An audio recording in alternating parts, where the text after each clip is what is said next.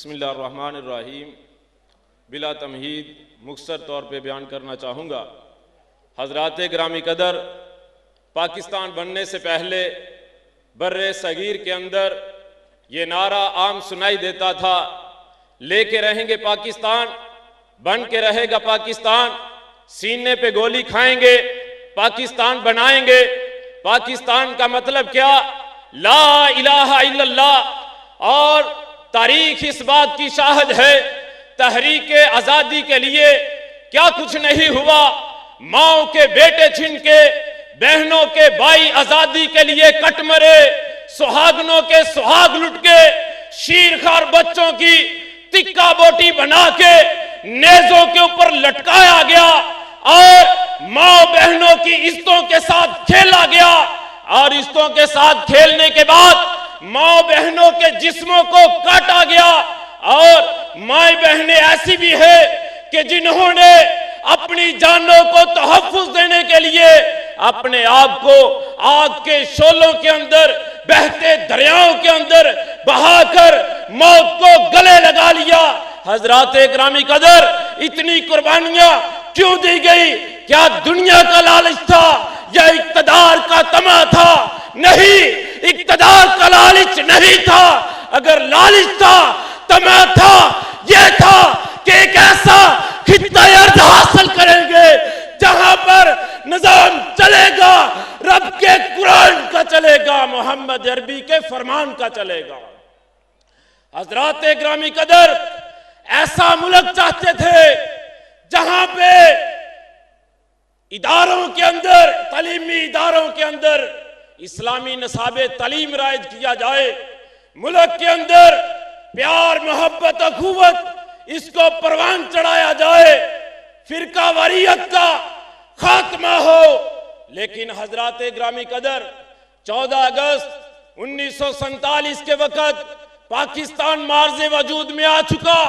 پاکستان بننے کے بعد تحریک آزادی کی مخالفت کرنے والے ایسے لوگ سامنے آئے، پاکستان سے جھوٹی محبت کا نعرہ لگایا، لوگوں کو ساتھ ملا کر اقتدار میں پہنچے، اور اپنے بینک، اپنے بنگلے، کوٹھیاں، بینک بیلنس کو مضبوط کیا، اور ملک پاکستان کے اندر اسلامی قوانین کو لاگو کرنا تھا۔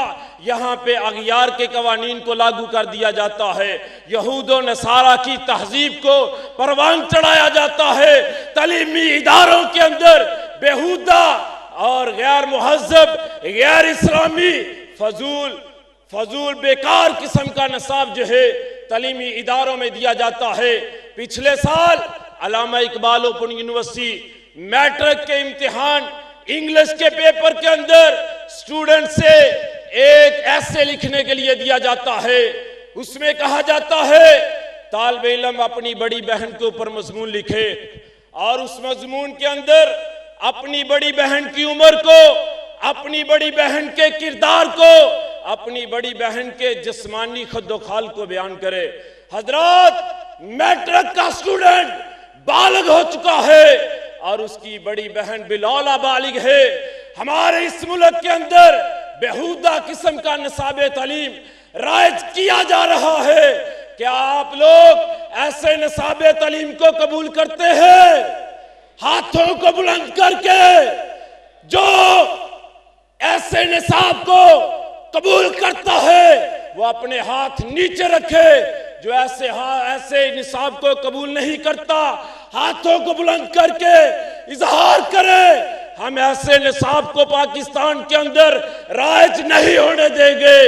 اور مرکزی جمعیت اہل حدیث پاکستان کا ذیلی ونگ، اہل حدیث اسٹوڈنٹ فیڈریشن کے نوجوان جو ہے میدان عمل میں ہے، پاکستان کے اندر اسلامی نصاب تعلیم کے لیے، نفاذ اسلام کے لیے پیار اور محبت اخوت کو پروان چڑھانے کے لیے، فرقہ واریت کے خاتمے کے لیے انشاءاللہ حضرت الامیر حضرت علامہ پروفیسر ساجد میر امیر مرکزی جمعیت اہل حدیث پاکستان کی امارت اور ڈاکٹر حافظ عبد القریب ناظم اللہ مرکزی جمعیت اہل حدیث پاکستان کی نظامت میں اپنی جانیں تو قربان کر سکتے ہیں، لیکن اس ملک کے اندر ایسا نصاب رائج نہیں ہونے دیں گے۔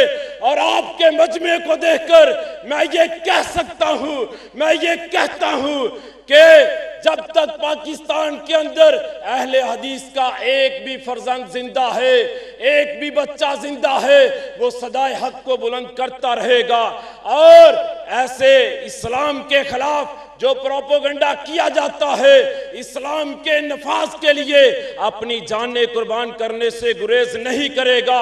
اٹھے ہیں ایک بار تو ہر طوفان سے ٹکرائیں گے، مصائب سے ڈر ہٹ جانا جوانوں کا دستور نہیں۔ کاروان دعوت قرآن و حدیث مرکزی جمعیت اہل حدیث پاکستان۔